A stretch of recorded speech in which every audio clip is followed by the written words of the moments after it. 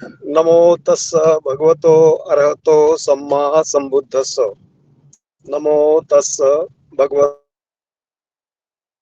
अरहतो सम्मा संबुद्धस्स. नमो तस्स भगवतो अरहतो सम्मा संबुद्धस्स. सर्व विपशी साधक व आजच्या व्याख्यानाला हजर असलेले बंधू भगिनींचं मी स्वागत करतो आणि आजच्या व्याख्यानाला सुरू करतो. आजचं व्याख्यान येणारे मैत्रीय बुद्ध यांच्याविषयी घेण्यासाठी माझे कल्याण मित्र माटे सरांनी मला सांगितलं, कारण मागच्या लेक्चरमध्ये त्यांनी हे पृथ्वीवरील मानव लोकांचं कशा प्रकारचं जीवन असतं, त्यांचं आयुर्मान कसं असतं, ते किती खंड आहे, तिथं चक्रवाल कसं असतं, याच्यावर व्याख्यान झालं. तर त्याचाच पार्ट म्हणून मी आता मैत्रेय बुद्ध विषयी थोडं हे सांगणार आहे. बरं, हे मैत्रेय बुद्धाची माहिती कुठं होती, मैत्रेय बुद्ध कसे झाले, बुद्ध कसे निर्माण होतात, बोधिसत्व म्हणजे कोण, असं थोडं बॅकग्राऊंड समजून थोडं डिटेल मध्ये सांगायचे मी प्रयत्न करतो. आपण बोधिसत्व आणि बुद्ध, बऱ्याच लोकांच्या शंका असतात आणि बऱ्याच लोकांची आयडिया क्लिअर झाल्या, परंतु बुद्ध बनण्याचा जो प्रोसेस असतो तो प्रोसेस कसा आहे याविषयी सविस्तर मला सांगावं लागतं. आपल्याला सगळ्यांनाच माहित आहे की जो कोणी बुद्ध होतो त्यांना मुख्य 10 पारमिता, 10 उपपारमिता आणि बाकीच्या परमार्थ पारमिता 10, अशा 10 पारमिता पूर्ण कराव्या लागतात, एवढं आपल्याला माहिती आहे. परंतु आता हे बुद्ध बनत असताना प्रत्येकाला एक विशेष अशी महत्वाची अशी पारमिता पूर्ण करावी लागते आणि त्या पारमितेला पालीमध्ये पाकट पारमिता असे म्हणतात.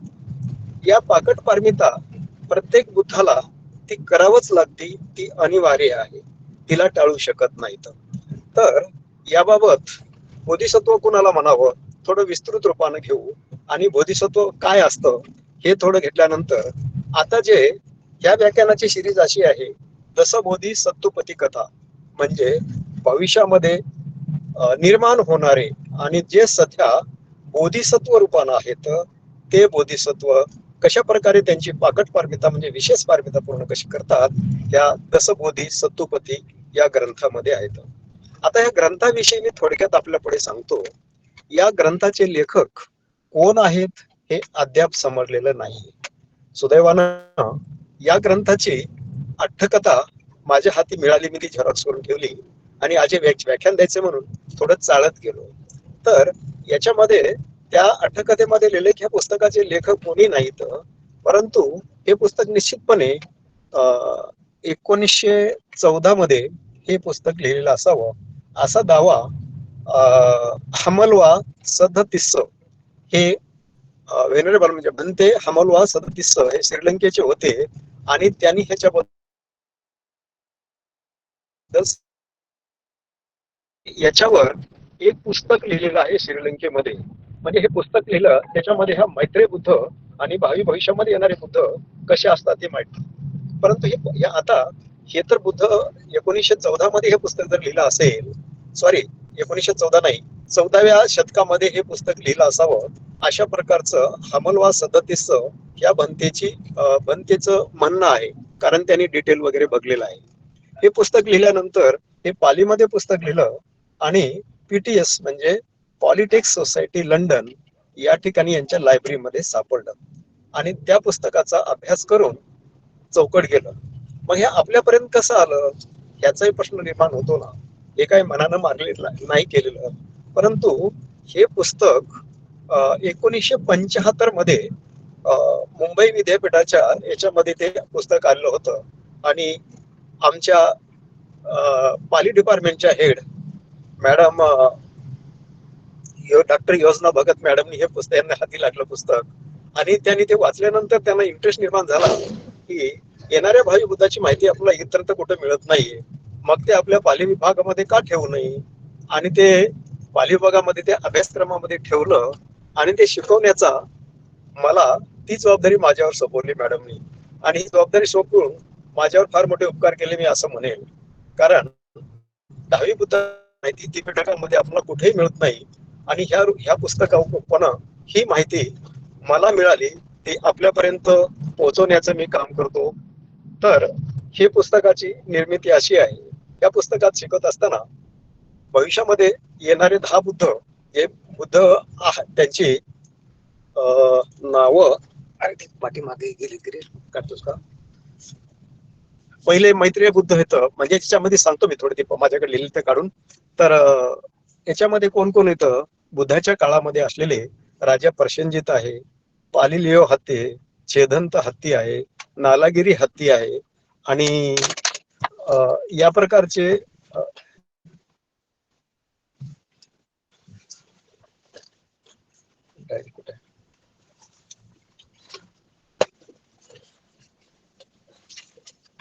थोडं मी ते काढतोय जरा.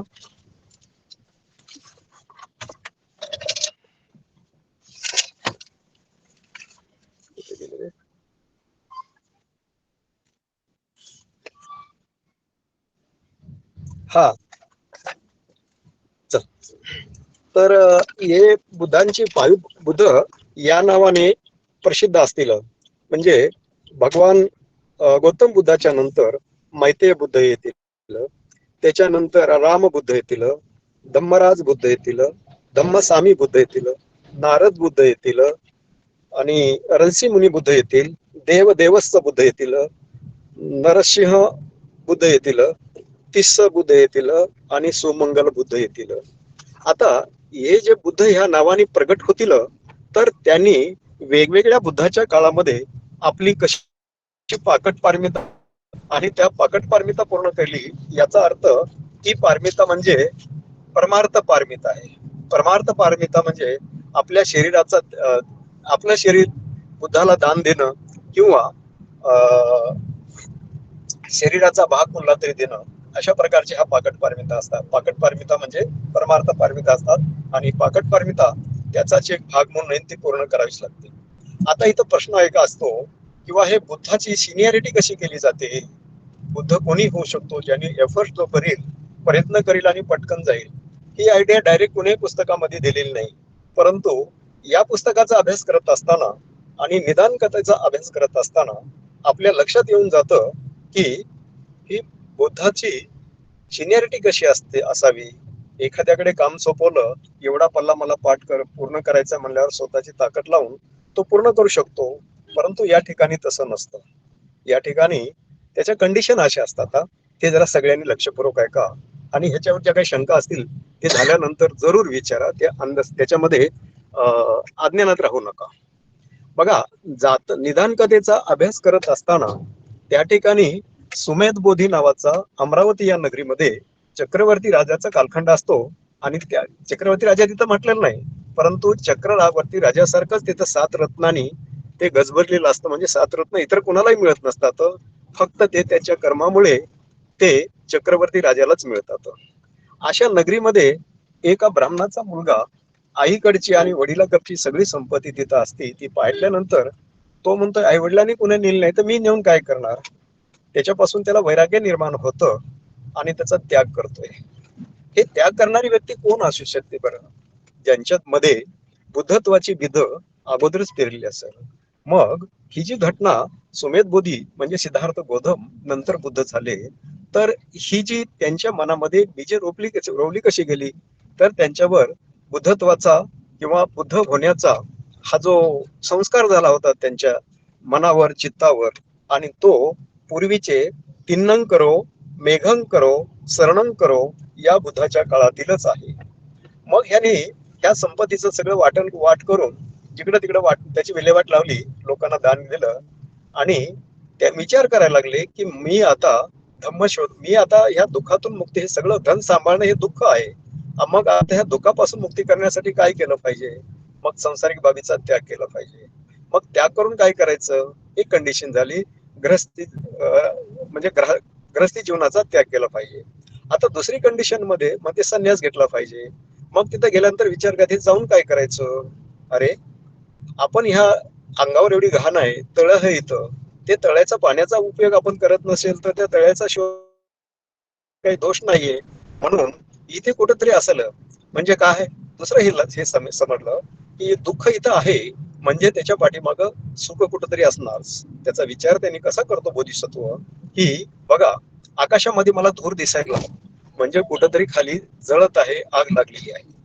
बरोबरच कुठंतरी नदी नाल्याला पाणी येतं म्हणजे कुठंतरी त्याचा उगम आहे, झरा आहे आणि त्या ठिकाणी पाणी आहे, पाण्याचा स्त्रोत आहे वगैरे वगैरे. अशी थेटकीच अप्लाय करून बुद्धत्व प्राप्ती करण्यासाठी किंवा हे दुःखावर मात करण्यासाठी हे सुमेध बोधी ब्राह्मणाचा मुलगा हा संन्याशी होऊन, तापस होऊन, जटिल होऊन हिमालयात जातो. आता इथं पुढचं वाक्य फार महत्वाचं आहे. जटिल होऊन तिथे गेल्यानंतर ते ध्यान साधना करतात. ध्यान साधना ह्या ज्या असतील बुद्धत्वाच्या ह्याच्या थेरवादाप्रमाणे वितर्क, विचार, प्रीती, सुख, एकाग्रता ही चौकटच असते. ह्या रूप ध्यानाच्या स्टेप्स येतात. आता हे रूप म्हणजे काय? आपल्या मधले भौतिक जे म्हणतो ना आपण अनापान सती करतो बरेचसे, म्हणजे ह्या अनापान सतीचं नेमकं काय असतं? तर आपल्या मनाची जेव्हा एकाग्रता होते, त्या एकाग्रतेमुळे काय होत असतं? याची उपमा सूर्याची किरण जेव्हा आंतरगोल भिंगावर पडतात तेव्हा सगळे किरण एका पॉइंटवर येतात, म्हणजे वन पॉइंटेड झालं ते. अशाच रीतीने एका पॉइंटवर आल्यानंतर ते कागद जळायला लागतो किंवा ती ज्वलाग्रही वस्तू असेल ते जळत असते. तशाच प्रकारे माझ्या मनाची एकाग्रता एका ठिकाणी जेव्हा येते तर तिथं ती एकाग्रता म्हणजे काय? ते फोर्स आहे, ती एनर्जी आहे, हीट आहे. त्याच्यामुळे आपल्याकडचे निवर्ण जे आहेत ध्यान साधना करण्यासाठी 5 जे निवर्ण आहेत त्याला काय म्हणतो? काम, छंद, व्यापाद, त्याच्यानंतर थिन्न मिद्ध, नंतर उदच कुकुच आणि दुसरं विचिकिच्छा. अशा प्रकारचे 5 निवर्ण आहेत जे की ध्यान करून सत्य शोधण्यासाठी मध्ये अडथळे येतात. हे एवढे खोलवर नसतात, ते वरवरचे असतात. म्हणून मनाच्या एकाग्रतेमुळे ते जळून गेले, ते नष्ट झाले की त्यांना थोड्याफार अभिया प्राप्त होतात. अभिया म्हणजे दिव्य ज्ञान. अशा प्रकारचं दिव्य ज्ञान म्हणजे पूर्ण दिव्य नाही, ते अभियान म्हणजे रिधी बल प्राप्त होतात. आता हे रिधी बल प्राप्त झाल्यानंतर हिमालयामधून हे रिधी बल किती प्रकारचे होतात? यांना 5 प्रकारचे रिधी बल होत असतात. ज्या वेळेस ह्या सुमेधाला, जटिलाला, तापसाला जेव्हा ह्याला 5 अभिज्ञा प्राप्त झाल्या त्याच वेळी बोधिसत्व दीपंकर, मी काय शब्द वापरतो? बोधिसत्व दीपंकर म्हणतोय मी. त्यांना सुद्धा त्या ठिकाणी सम्यक संबोधी प्राप्त होत असते. बुद्धगयेच्या ठिकाणी जिथं सगळ्याच बुद्धांनी सम्यक संबोधी प्राप्त केली, भविष्यातले बुद्ध ते ठिकाणी सम्यक संबोधी प्राप्त करतील, अशा ठिकाणी त्यांना सम्यक संबोधी प्राप्त झाली. म्हणजे विश्वाचं पूर्ण ज्ञान झालं तिथं आणि सगळे त्याचे संयोजन नष्ट झाले. म्हणून त्यांना सगळं आता बुद्ध झाले. ते बुद्ध झाल्यानंतर या विश्वाचं सगळं सगळं ज्ञान त्यांच्याकडे आलं. म्हणून आपण 2 वाक्यातच बुद्धाची व्याख्या करूया. ज्यांना कोणत्याही प्रकारचा अडथळा नाही, ज्यांना कोणत्याही प्रकारचं अज्ञान नाही, म्हणजे हे आता परिपूर्ण पुरुष झाले, त्यांना कशाचीच शंका नाही किंवा अडथळा नाहीये. अशा प्रकारचं ज्ञान प्राप्त केल्यानंतर जेव्हा त्यांचा सत्कार करण्यासाठी दीपंकर बुद्ध त्यांच्या मूळ गावी रम्यक नगरीला येतात, त्या ठिकाणी हे जटिल ज्यांना 5 अभिज्ञा प्राप्त झालेल्या आहेत, त्या 5 अभिज्ञानी युक्त असे आकाशातून भ्रमण करत असताना त्या रम्यक नगरीच्या वरून जातात. त्यावेळेस त्यांना त्या ठिकाणी लोक रोषणाई करत होते, धावपळ करत होते, काहीतरी फंक्शन आहे असं दिसून आलं आणि ते आकाशातून जात असताना खाली उतरले आणि विचारतात या ठिकाणी. काय विचारतात? व काय कारण आहे इथे, लोक काय करतायत?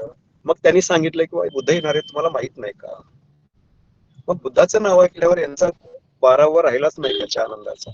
मग आनंदाचा पारावर राहील नसल्यामुळे मग त्याने विचारलं, मला काहीतरी थोडं तरी काहीतरी द्या, माझा शेर लावायच्यात, माझ्या याच्यानं काहीतरी करावं, खारीचा वाटा म्हणतो आपण तसं. मग त्यांनी सांगितलं ह्या ठिकाणचा खड्डा बुजव. मग ते खड्डा बुजवण्यासाठी मनात विचार आला की अरे, मी जर आता या ठिकाणी हा खड्डा बुजवतो, रिधी बलानं माझ्याकडे आहे, तर ते आताच बुजू शकतो, परंतु तसं करणं उचित नाहीये. दुसरा विचार आला की मी आताही अरंत होऊ शकतो. 4 लाख जे भिकुगण आहे बुद्धाबरोबर येणारा, त्यांच्या बरोबर मी अरंत होऊन त्यांच्यात जाऊ शकतो. परंतु तेही नको मला. नाही, मग मला काय केलं पाहिजे, सम्यक संबुद्धच झालं पाहिजे, अशा प्रकारचा त्यांनी संकल्प केला. आणि बुद्धाच्या पायाला चिखल लावू नये म्हणून त्या ठिकाणी यांना ते भरण्यासाठी सांगितलं होतं. तर त्या खड्ड्यावर पडून राहिले हे तुम्हाला माहितच आहे. आणि दीपंकर बुद्ध जवळ आले आणि लोकांना सांगतात की पाहताय ना, हे जटिल आहेत ना दिसले जमिनीवर लेटलेले, त्यांना त्यांच्या याच्या मनामध्ये किंवा त्यांच्यामध्ये सम्यक संबोधीची बीज पेरलेली आहेत. बघा, सम्यक संबोधीची बीज पेरलेली, तर यांना कन्फर्मेशन दिलं सम्यक संबुद्ध दीपंकर बुद्धांनी. ह्या वेळेसचा क्षण म्हणजेच बोधिसत्वाच्या सिनियरिटीचा या ठिकाणी सुरू होतं, सिनियरिटीला. आणि दुसरी गोष्ट, या ठिकाणीच त्यांची पातळी अनंत पदाच्या पर्यंत गेला असल्यामुळे ह्या रिधिबलामुळे त्यांना पूर्वजन्मातले ज्ञान सगळंच व्हायला लागलं, म्हणजे रिधिबल प्राप्त झाले.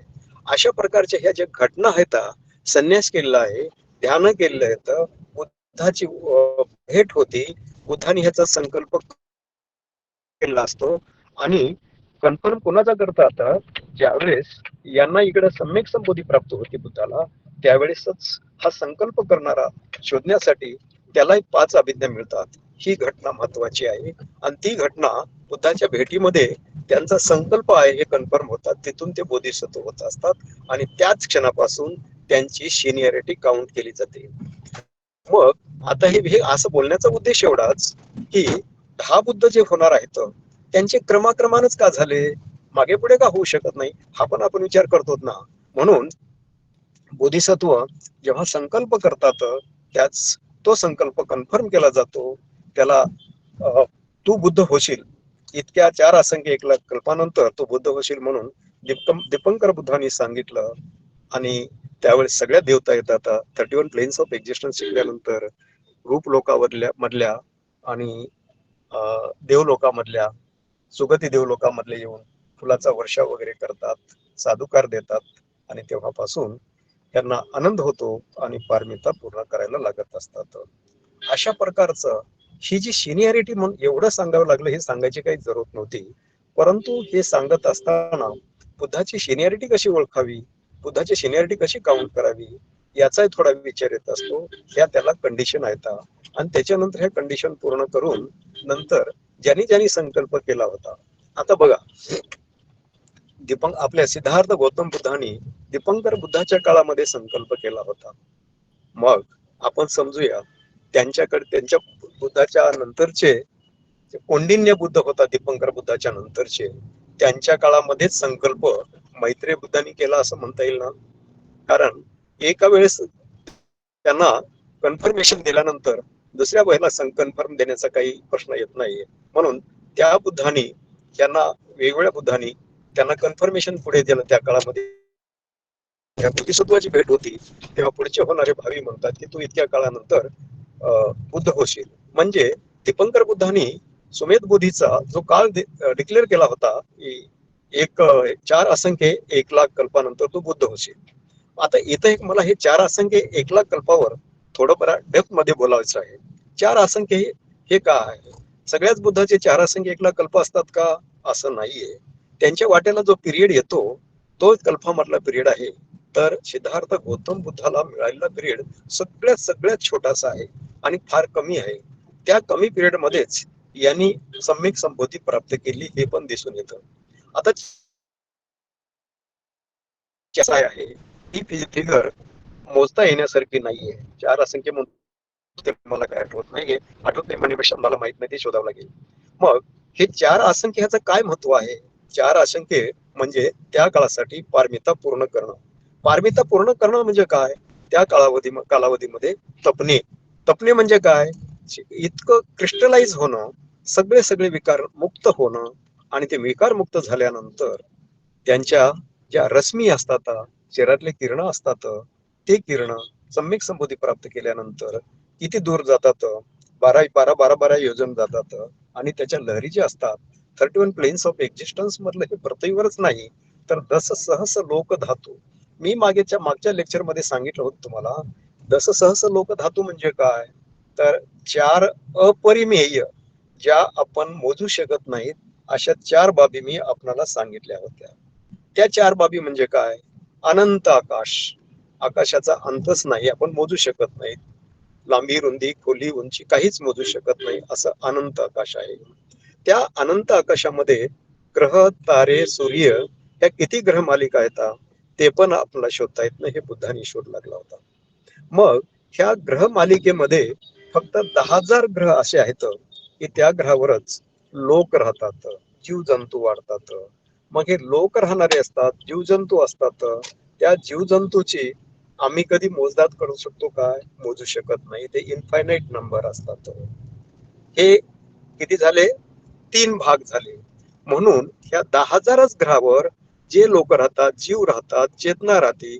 म्हणूनच आपल्या पाली साहित्यामध्ये किंवा परित्तान पाठ करत असताना बऱ्याच ठिकाणी चक्कवाळाचा शब्द येतो, म्हणजे ह्या विश्वाचा येतो. आणि त्या ठिकाणी त्या ठिकाणी हे दससहस लोक धातू म्हणतात. म्हणजे 10,000 लोक नाहीत, तर दससहस लोक धातू या शब्दाचा अर्थ जे लोक आहेत, वाढतात, जीवजंतू वाढत आहेत, ते 10,000 ग्रहावर आहेत. आणि त्या 10,000 ग्रहावर प्रत्येक ठिकाणी त्या ठिकाणी 31 प्लेन्स ऑफ एक्झिस्टन्सेस सारखं असतात. त्या प्लेन मध्ये रूप लोक असतात, अरूप लोक असतात, आणि नंतर काम लोक असतात, अपाय लोक असतात. मग जेव्हा सम्यक संबुद्ध होत असतात, त्यांना भेटण्यासाठी या 10 चक्रवाळामधले 10 ग्रहावरचे लोक येतात. ते परिशुद्ध चित्त झालेत, ज्यांना आपण देवलोक म्हणूया. परिशुद्ध चित्त नसतात पूर्ण, परंतु ते हे जाणू शकतात. मानवापेक्षा ते वरच्या लेवलचे असतात आणि ते बुद्धाच्या भेटीसाठी येत असतात. हे आपला याचा पुरावा म्हणून सामाय फलसुत्त, महा काय म्हणतात, धम्मचक्र प्रवर्तन सुत्त आणि महापरिनिब्बाण सुत्त या सुत्ताचा आधार घेऊन आपल्याला हे कन्फर्म करता येतं की या चक्रवाला मधले जसं सहस लोक बुद्धाच्या दर्शनासाठी, बुद्धाला भेटण्यासाठी, आपल्या शंकाचं निरसन करण्यासाठी येत असतात. असा हे चक्रवाला आहे. या चक्रवालामध्ये तेही बुद्ध गया, ज्याला बुद्धाच्या काळामध्ये काय म्हणतो आपण त्याला, ठीक आहे, बुद्ध त्याला आपण ज्या ठिकाणी सम्यक संपत्ती होती प्राप्त करत असतात त्या ठिकाणाला बोधी मंडप म्हणतात. आणि त्या ठिकाणी एकच असं सेंटर आहे की त्या सेंटरच्या ठिकाणी बसून सम्यक संबुद्ध प्राप्त होतो. ज्या ठिकाणी शेवटचा जन्म प्राप्त होत असतो सम्यक संबुद्धाचा, या ठिकाणी जे वृक्ष त्या ठिकाणी बोधी वृक्ष इथे त्यांचा असतो. अशा प्रकारचं येणारे मैत्री बुद्ध हे वाराणसी या ठिकाणी ब्राह्मण कुलात जन्मणार आहेत. अशा प्रकारचं अनागत वंशामध्ये त्याचं वर्णन आहे. तर अशा प्रकारची ही पार्श्वभूमी झाली. बोधिसत्वाला काय काय करावं लागतं, बोधिसत्व म्हणजे काय, संकल्प कसे असतात, त्याची सिनियरिटी कशी असते, हे आपण याच्यामधून बघलेलं आहे. मग आता सम्यक संबुद्ध, मैत्रेय बुद्ध कसे निर्माण होणार आहेत ते खोले त्याच्यामध्ये बघा. सम्यक संबुद्ध कसे निर्माण होणार आहेत आणि हे पुस्तक कसं झालं होतं. तर जेव्हा मोबाईल ते हे पुस्तक निर्मिती मी तुम्हाला सांगितली, तर हे सांगत असताना हे कसं झालं होतं, जेव्हा मिगार माथा विशाखानी उब्बाराम हे जे श्रावस्तीला बांधून दिलेलं आहे त्या ठिकाणी सारीपुत्त आणि बुद्ध बसलेले असताना किंवा तिथं वास करत असताना, तर त्यांना उद्देशून भावी बुद्ध कसे असतील आवाज येत नाही का? आवाज येत नाही का? येत आहे सर, येत आहे, आवाज येत आहे. हा, बर. तर अशा प्रकारचं हे भावी आता बुद्ध कोण असतील तुमच्याकडे, तर या ठिकाणी त्याचं नाव काय सांगितलं कडे, अजित थेर म्हणून त्या ठिकाणी जे बुद्धाच्या संघामध्ये थेर म्हणून होते ते अजित नावाचे भिक्खू. त्याची एक मागच्या वेळेस मी सांगितलं होतं, हे अजित थेर किती ग्रेट आहेत. एकदा काय झालं होतं, प्रजापती गौतमीनं एक मोठं भरदरी आणि चांगल्या प्रकारचं उच्च प्रतीचं हे चिवर बुद्धाला आणलेलं होतं. बुद्धाला चिवर आणलं होतं आणि बुद्धाला ते अर्पण करत होते प्रजापती गौतमी. त्यावेळेस ते घेतलं कोणाला, त्यावेळेस बुद्धाने ते स्वीकारले. मला नको म्हणे ते पुस्तक, हे माझ्याकडे चिवर आहेत, ते सारीपुत्ताला लागत असेल. ते सारीपुत्ताने सुद्धा सांगितलं की माझ्याकडे पण चिवर आहे, ते अजित थेराला देऊन टाक. मग ते नाईलाजानं यांचं ऐकून प्रजापती गौतमीला हे चिवर अजित थेराला द्यावं लागलं. आता अजित थेराला हे चिवर दिल्यानंतर मी जर हे चिवर बुद्धाला अर्पण केलं असतं तर मला कितीतरी मोठ्या पारमिता चांगल्या प्रकारच्या मिळाल्या असत्या, मला पुण्य घडलं असतं. याच्यापेक्षा आणखीन सारीपुत्ताला दिलं असतं तर ते बरं झालं असतं, परंतु अजित थेराला दिल्यामुळं मला जे पुण्य कमी मिळत असेल ते किती कमी आहे, ही तिच्या मनातलं विचार आणि भावना बुद्धाने जाणली आणि आपल्या हातातलं पात्र घेतलं आणि उंच आकाशात फेकलं. त्यावेळेस अजित थेराला सांगितलं, चल मार छलांग आणि ते पोही घेऊन ये. अजित थेर म्हणतात की मला काही माहित नाही, मी कशी मारू ही. बुद्ध म्हणतात, जा जा ते घेऊन ये.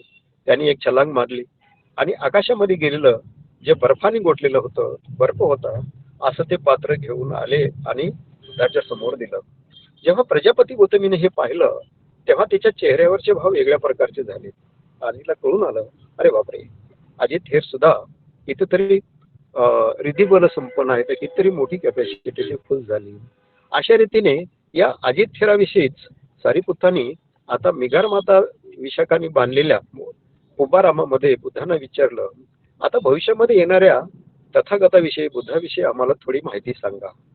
मग पहिलं हे अजित थेराविषयी थोडी माहिती सांगा म्हणून सारीपुत्तांनी सांगितलं. मग सारीपुत्तांनी सुद्धा हे सांगितल्यानंतर थोडक्यात माहिती सांगली. नाही, 10 बुद्धाची सुद्धा पुढे होणाऱ्या 10 बुद्धाची सुद्धा माहिती सांगा, असं अजित थेराच्या बाबतीत प्रश्न विचारत असताना पुढे होणाऱ्या 10 बुद्धाची सुद्धा माहिती सांगा म्हणून विनंती केली तथागतांना. आणि तथागतांनी ती विनंती मान्य केली आणि ते सांगायला लागले. मग हे सांगत असताना 10 बुद्धाची माहिती जी सांगितली, त्या सगळ्या माहितीला ही वेगवेगळ्या ठिकाणी स्कॅटर झाली होती, त्यांचं नाव माहित नाही अशा भिक्खूंनी ही माहिती गोळा करून ती त्रिपिटकामध्ये आलेली आहे. वेगवेगळ्या बुद्धाच्या काळात त्यांनी प्रकट पारमिता केल्या आहेत, त्रिपिटकामध्ये वेगळ्या ठिकाणी आली, ती संकलित केली आणि दसबोधी सतुपती कथा म्हणून हे पुस्तक आता अस्तित्वात आलेलं आहे. तर हे पुस्तक अस्तित्वात आल्यानंतर आता सारीपुत्ताविषयी ते सारीपुत्तांना सांगायला लागले की माझ्या नंतर होणारे जे बुद्ध असतील ते मेतेय बुद्ध असतील, त्यांनी ह्या परंपरेप्रमाणे, ही परंपरा म्हणजे बुद्धाच्या परंपरेप्रमाणे जन्म मृत्यूच्या फेऱ्यातून जाऊन पूर्ण पारमिता सगळ्या पूर्ण करून, याचाच अर्थ विश्वाचं सगळं ज्ञान मिळवून जेव्हा त्याला दशबल प्राप्त व्हायला लागतात त्यावेळेस हे शेवटचा जन्म धारण करतात आणि सम्यक संबोधित प्राप्त करत असतात. हे सम्यक संबोधी प्राप्त करते वेळेस झाल्यानंतर काय काय चमत्कार असतात, त्यांच्या शरीरामधून 6 प्रकारच्या रश्मी निघतात. रश्मी म्हणजे प्रकाश किरण निघतात. हे प्रकाश किरण मी अगोदर सांगितलं ना, 4 असंख्य म्हणून, हे प्रकाश किरण जे असतात त्या प्रकाश किरणाची लांबी किती दूरपर्यंत जावी ही त्यांच्या तपण्यावर अवलंबून असते. त्यांच्या तपण्यावर अवलंबून असते. मग ही प्रकाश किरणाची लांबी, 6 रश्मीची लांबी इतर बुद्धाच्या पेक्षा आपल्या सिद्धार्थ गौतमाच्या ह्या रश्मी बाहेर पडणाऱ्या 6 प्रकारच्या त्यांची लांबी थोडी कमी असते, परंतु त्याच्या वेवलेंचा विचार करता ते सर्व विश्व भरून जात असतात, तिथपर्यंत पोहोचत असतात. अशा प्रकारचे हे बुद्ध जेव्हा जन्मत असतात त्याच वेळेस तिथं बोधिवृक्ष सुद्धा जन्मतो आणि कल्पवृक्ष सुद्धा तिथं निर्माण होत असतो. आता कल्पवृक्ष म्हणजे भांड्याने भरलेले मोठे झाडाला लोंबलेले अशाच प्रकारचे येतात, कमळ उगवत असतात आणि त्या ठिकाणी हे बोधी जमतात. त्या ठिकाणी ह्यांचा जन्म कुठं होत असतो? यांचा जन्म होत असतो कुरु राजामध्ये आणि इंद्रप्रस्थ नगरीमध्ये. इंद्रप्रस्थ नगरीपासून हा इंद्रप्रस्थ नगरीमध्येच असतात.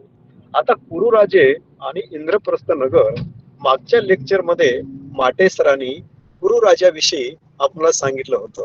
कुरुराजे कसे आहेत, त्या ठिकाणी राहणारे लोक इतके चांगले गुणवान आहेत, मात्र ती यक्षाची भूमी सुद्धा आहे. चातुर महाराजिकाचा अभ्यास आटानाटी सुतामध्ये करतो तेव्हा हे उत्तर कुरु म्हटलं जातं, म्हणजेच हे कुरुराज्य आहे हे. आणि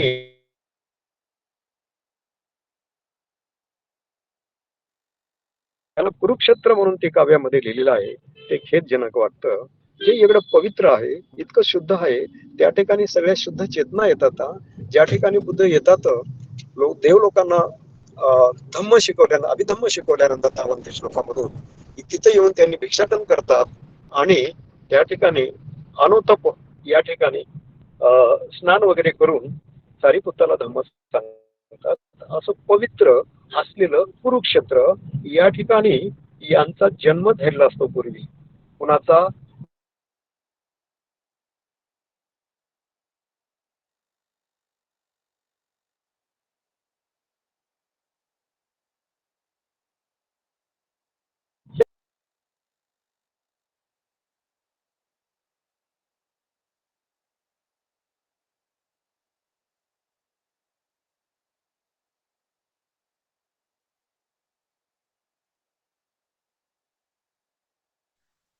सर आवाज चक्रवर्ती राजाला आवाज येत नाही का? थोडं आता येतं का मॅडम? हो आता येतो का? हो हा, ते रेंज मध्ये थोडं अडकलं असेल. इथं पुढे आणखीन एखाद्या ठिकाणी एखाद्या सेकंदाचा फरक पडेल.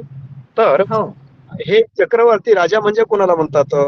आपल्या पूर्वीच्या केलेल्या कुशल कर्माचे विपाक म्हणून राजा जेव्हा श्वेत वस्त्र परिधान करून आपल्या वरच्या माळ्यावर बसतो त्यावेळेस त्यांच्या पुढे एक चक्र येत असतं. मी चक्रवर्ती राजाची व्याख्या सांगतो इथं आणि मैत्रेय बुद्धाकडे आपण जाऊ.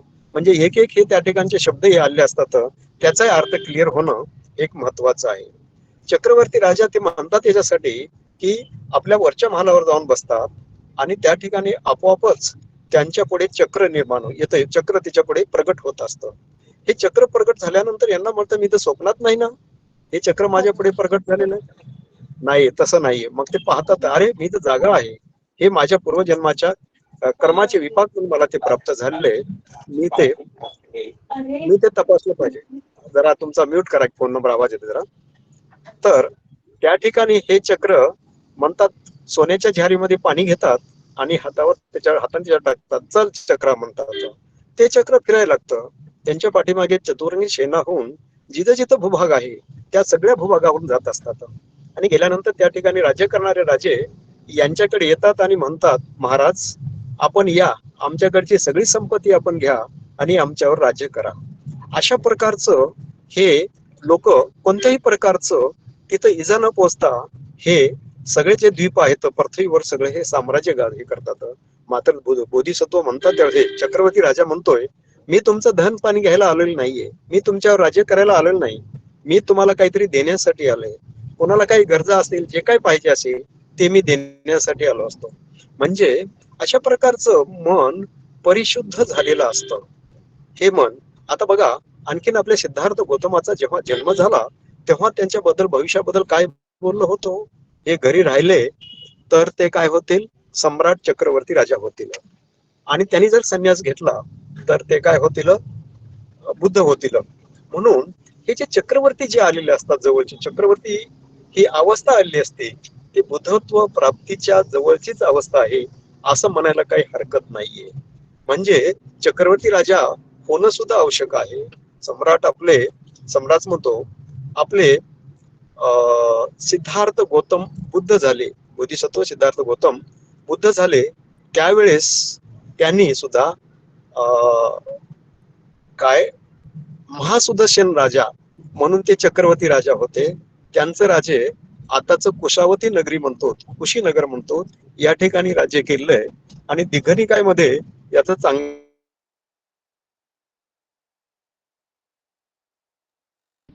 ते काही खालील पचवतात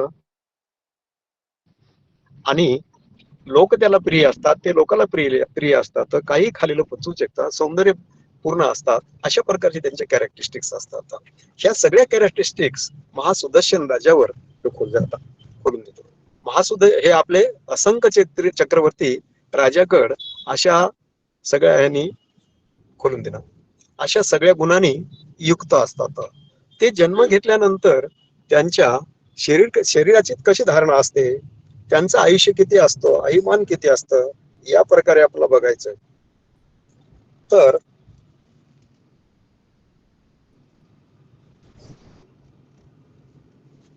त्यांचं आयुमान हे 82,000 वर्ष असेल. आपले मैत्रेय बुद्ध म्हणून जेव्हा जन्माला येतील त्यावेळेस 82,000 वर्ष असेल. त्यांची उंची 88 हात असेल.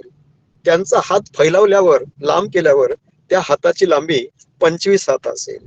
त्यांचे पाय जे असतात तळवे हे अगदी सपाट असतात. आपल्याला माहित आहे बुद्धाच्या अंगावरील 32 महापुरुष लक्षण पाहतो, त्याच्यापैकी पहिलं अक्षर असतं, पहिलं लक्षण असतं त्यांचे पाय सपाट असतात. त्यांच्या पायात आपल्या पायात खड्डा असतो तसा त्यांच्या पायात खड्डा नसतो.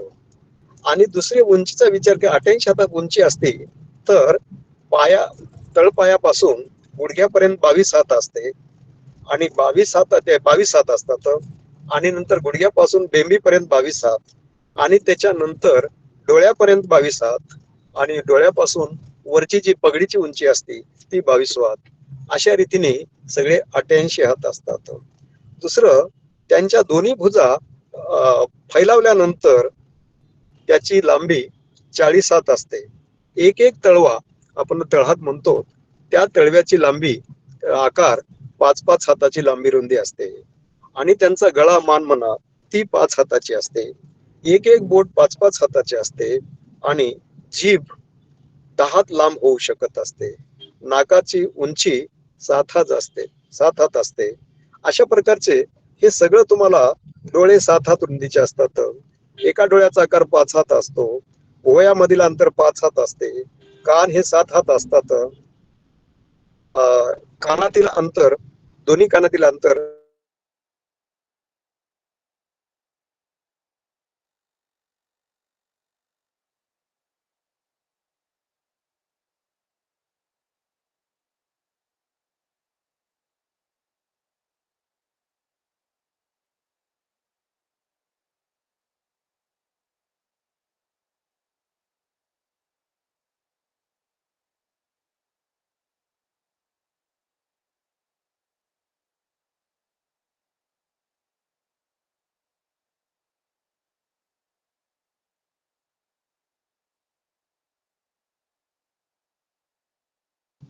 हॅलो.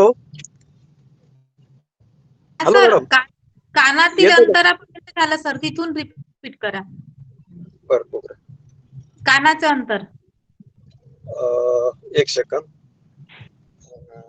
गळा 5 आहे, जीभ, डोळे, आकार, भुवया. ठीक आहे. आता पुन्हा वाचू द्या का. दीर्घ कानातील अंतर 7 हात असते लांबी आणि मुखमंडल हे 25 हात, 2 कानातील अंतर हे 25 हात असतं. याशिवाय शरीरावर आंशी व्यंजन म्हणजे बारीक बारीक लक्षणं, सूक्ष्म लक्षणं असतात आणि 32 महापुरुष लक्षणं त्यावेळेसच प्रगट झालेले असतात. तर अशा प्रकारचं हे जेव्हा त्यांचं डायमेन्शन पाहतो शरीराचं, हे कशामुळे प्राप्त होत असतं, आपण जशी भावना करूया. म्हणून आपण धम्मपदाची पहिली गाथा आहे, मनोपभंगमा धम्मा मनोमया शेठा मनसाचे वा करुतेन करोती वा पदुठेन वगैरे वगैरे अशा प्रकारचे. म्हणजे मन हे सगळ्यात श्रेष्ठ आहे. मन जशा प्रकारची कल्पना करेल, त्या कल्पना करेल, डिसाईड करेल, त्याप्रमाणे सगळं काय होतं. अशा प्रकारची शरीरयष्टी होण्याची त्यांनी जेव्हा तसे संकल्प केलेले असतात त्याप्रमाणे त्यांना ते मिळत असतं. परंतु आता त्याचं ह्या डायमेन्शन हे सगळ्या लोकांपेक्षा ऍबनॉर्मल आहे. त्याच्यावरही थोडं संशोधन होणं आवश्यक आहे. असं कसं इतकं असू शकतं. निदान कथेचा जेव्हा आपण विचार करतो त्यावेळेस जेव्हा बोधिसत्व आईच्या उदरामध्ये शेवटचा जन्म घेतात त्यावेळेस त्याचा आयुर्मान किती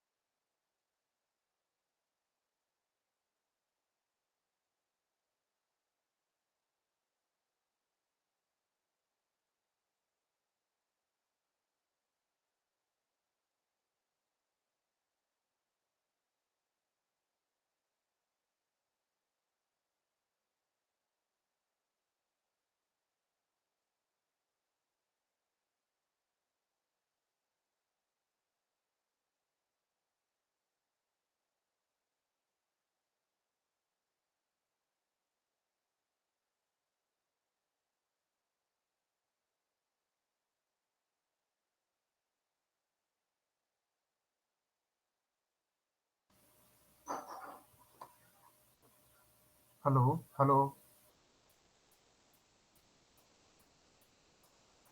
सर लेफ्ट झाले बहुतेक. हा, काही हरकत नाही. मी ऑनलाईन आहे. ठीक आहे. ते प्रवास करत आहेत आणि त्याच्यामुळे ते प्रवासात ठीक सर. ते तुमच्याशी संवाद हो साधत हो आहेत. तर काही हो अडचण हो असेल, हो काही प्रश्न असतील, हो तोपर्यंत हो आपण चर्चा करूया. ठीक आहे. कुणाचे काही प्रश्न आहेत का सरांच्या हा. रेखा व्याख्यानासंदर्भात? मॅडम,